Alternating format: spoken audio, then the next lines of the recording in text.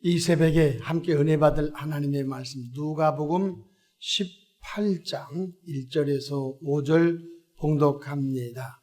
예수께서 그들에게 항상 기도하고 낙심하지 말아야 할 것을 비유로 말씀하여 이르시되 어떤 도시에 하나님을 두려워하지 않고 사람을 무시하는 한 재판장이 있는데 그 도시 한 과부가 있어 자주 그에게 가서 내 원수에 대한 나의 원한을 풀어주소서 하되 그가 얼마 동안 듣지 아니하다가 후에 속으로 생각하되 내가 하나님을 두려워하지 않고 사람을 무시하나 이 과부가 나를 번거롭게 하니 내가 그 원한을 풀어주리라. 그렇지 않으면 늘 와서 나를 괴롭게 하리라 하였느니라. 아멘. 할렐루야. 오늘도 참으로 좋은 날입니다. 우리 모두 주 안에 행복하고 은혜로운 하루 되시기를 축원합니다. 저를 따라하겠습니다. 오늘도 나와 우리 가정 우리 교회에 기적이 일어납니다. 오늘도 나와 우리 가정 우리 교회에 기적이 일어납니다. 아멘. 저는 본문 말씀을 통해 항상 기도하고 낙심하지 말라라는 제목으로 함께 은혜를 받고자 합니다. E.M. 바운즈는 기도는 영혼의 호흡이며 기도는 하나님과 신령한 대화이며 기도는 하나님의 은총을 받는 통로라고 정의했습니다. 예수님께서는 기도 없이는 아무것도 되는 일이 없다고 못을 박아놨습니다. 마가복음 9장 29절에 이르시되 기도 외에 다른 것으로는 이런 종류가 나갈 수 없느니라 주님이 말씀하셨습니다.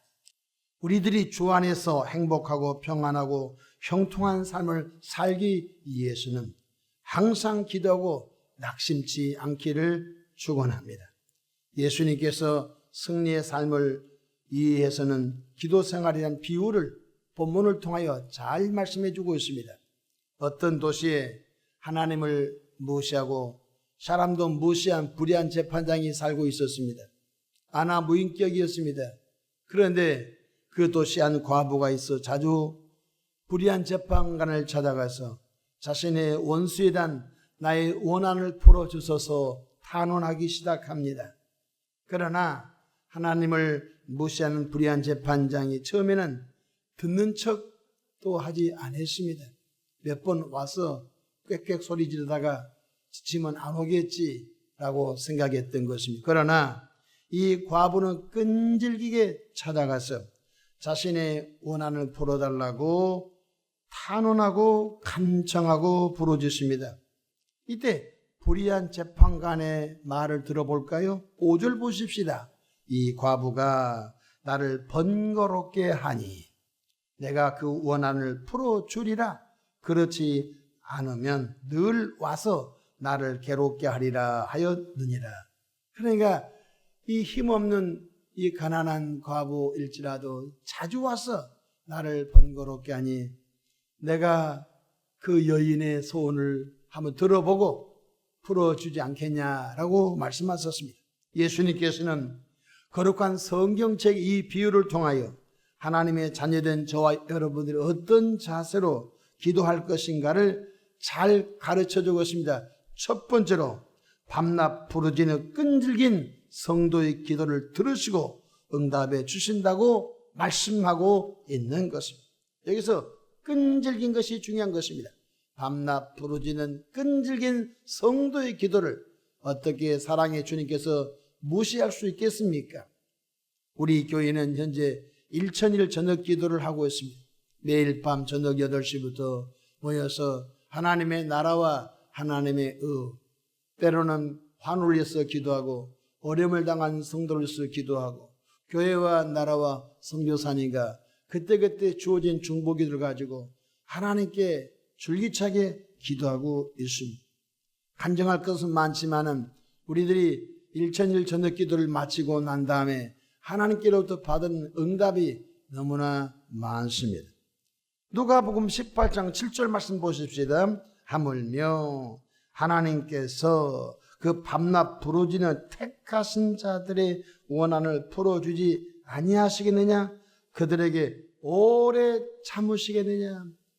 보십시오. 사랑의 하나님께서 독생자 예수님을 이 땅에 화목제물로 보내어 구원받은 당신의 백성들이 밤낮 부르짖는 그 기도를 어떻게 외면할 수 있겠냐는 것입니다. 그렇지 않다는 것입니다.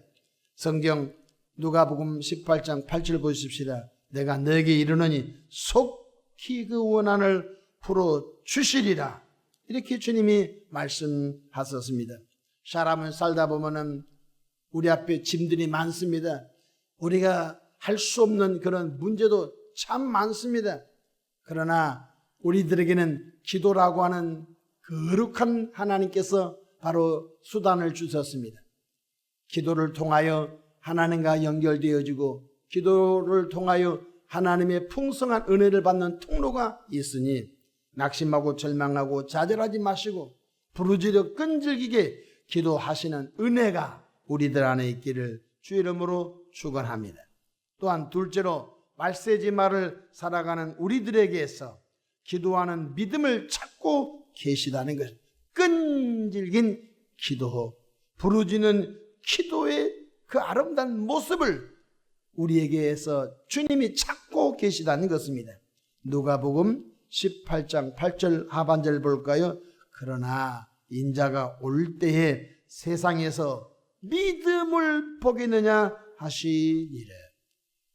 이 세상이 갈수록 세속화되고 인본주의가 되고 물질만능주의가 되면서 기도하는 사람이 갈수록 줄어든다는 것입니다.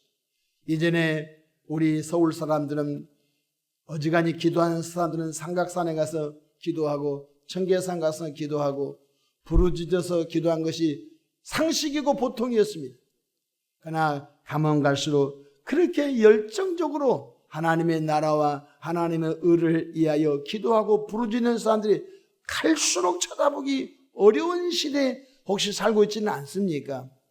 예수님께서 재림할 때가 되면 끈질긴 기도, 부르짖는 기도, 목숨 걸고 기도하는 사람이 쳐다보기 희귀한 시대라고 말씀해 주고 있는 것입니다. 그렇습니다. 우리는 의심치 않고 믿음으로 기도하는 영적 습관과 자세를 반드시 갖기를 축복합니다.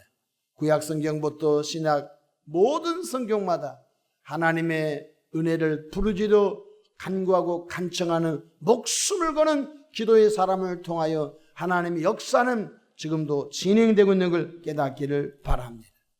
하나님의 사람 에스더도 죽으면 죽으리라 3일 금식을 통하여 마치 유대인들이 말살당할 때 그 여인의 목숨을 건 기도를 통하여 수상공에 사는 유대민족이 구원받게 된 것을 봅니다. 하나님의 사람 다니엘 선지자도 사자굴 속에 들어간 걸 알고 있으면서도 기도 쉬는 것을 포기하지 않고 계속적으로 기도하는 것을 보게 되는 것입니다. 성경 야고보서 1장 6절에 오직 믿음으로 구하고 조금도 의심하지 말라. 의심하는 자는 마치 바람에 밀려 요동하는 바다 물결 같으니 이런 사람은 무엇이든지 죽게 얻기를 생각지 말라 말씀해 주고 있는 것입니다. 그렇습니다. 예수님께서 재림할 때가 가까우면 가까울수록 부르짖어서 끈질기게 이 가난한 과부가 자주 가서 나를 번거롭게 하니 내가 그 여인의 손을 들어주리라.